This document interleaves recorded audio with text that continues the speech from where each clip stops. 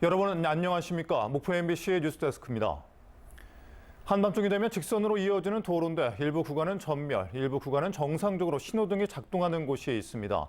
바로 남학신도시인데요. 행정구역이 다르다는 것이 이유인데 운전자들은 혼란스러워하고 있고 크고 작은 불편도 잇따르고 있습니다. 서희령 기자입니다. 남학신도시 내 왕복 8차선 도로. 일부 구간은 행정구역상 목포, 일부 구간은 행정구역상 무안입니다. 자정이 되자 목포 쪽 도로에 설치된 신호등이 갑자기 꺼지고 황색불만 깜빡입니다. 전멸로 바뀐 것입니다. 같은 시각 무안 쪽으로 가봤습니다. 그런데 무안 쪽 도로 신호등은 계속 작동하고 있습니다. 운전자들은 혼란스러울 때가 많습니다.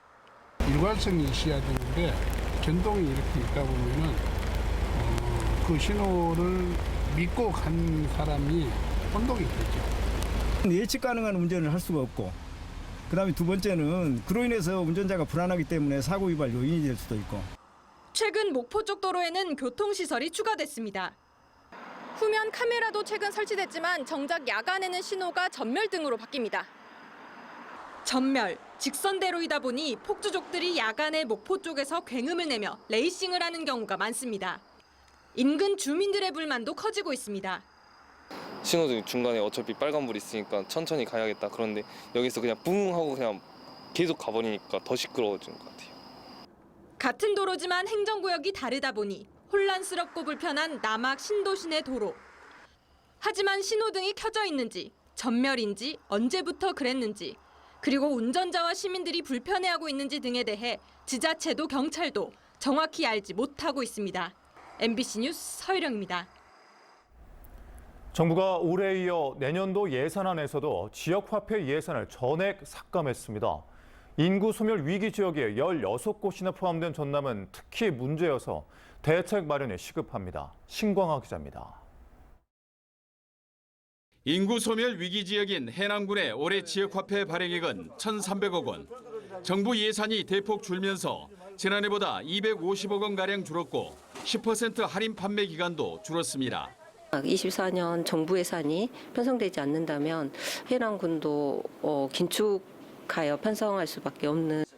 해남사랑 상품권은 소상공인 등 6,300여 가맹점에서 사용돼 지역경제 활성화에 효과가 크다는 평가를 받았습니다. 하지만 올해는 정부가 사용처를 연매출 30억 원 이하로 제한하면서 농어민들이 어려움을 겪고 있습니다. 비료, 농약, 다른 농자재, 필름 등등, 그다음에 농사짓는 트랙터나 농기계에 들어가는 면세유 등등 이렇게 하는데 이런 부분들을 못 해버리니까 농민들이 너무너무 어렵고.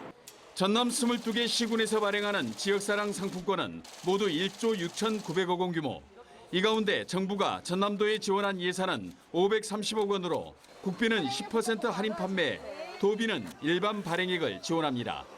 시군별 발행 규모는 순천, 여수시, 해남군 순으로 22개 시군의 가맹점은 9만 5천 곳에 달합니다.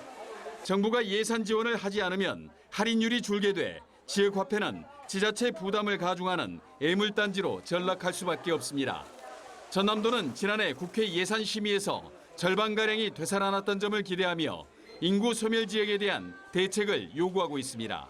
인구 소멸 지역에서는 더더욱 필요하다는 점을 정부에 적극 어필을 해서 국비가 계속 반영될 수 있도록 노력을 하겠습니다. 내년도 재정 운영에 빨간불이 켜지면서 2년 연속 정부 예산안에서 빠진 지역화폐 예산.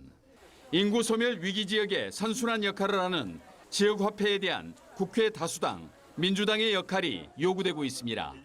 MBC 뉴스 신광하입니다. 목포시와 신안군이 함께 수산물 소비 촉진 캠페인을 열고 우리 지역 수산물을 많이 이용해 줄 것을 요청했습니다. 박홍렬 목포시장과 박우량 신안군수는 어제 신안군 지도 전통시장과 젓갈타운을 잇따라 찾아 지역에서 생산된 갖가지 수산물을 구입하고 공직자들도 수산물 사주기 운동에 적극 동참하겠다고 밝혔습니다. 국내 모터스포츠 종목이 총집결한 2023 전남 GT 대회가 주말 동안 영암국제자동차 경주장에서 열렸습니다.